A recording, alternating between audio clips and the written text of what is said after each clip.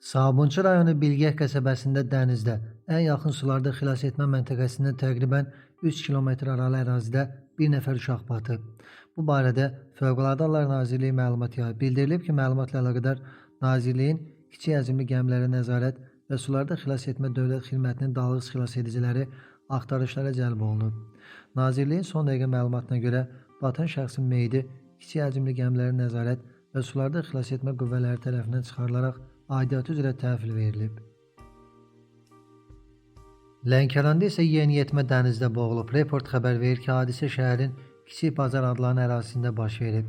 Hadisə yerinə axtarış qrupu cəlb olunub, batan yeniyetmənin meyidi sudan çıxarılaraq məhkəmə tibbi ekspertiza və patoloji anatomiya birliyinin Lənkəran rayon şöbəsinə təhvil verilib, faktla bağlı araşdırma aparılır. İyunun 6-sında gecə saatlarında Səbail rayonu ərazisində Gənc Tamaşaçılar Teatrının aktrisası İradə Rəşidovanı skuterlə vuran şəxs müəyyən edilib.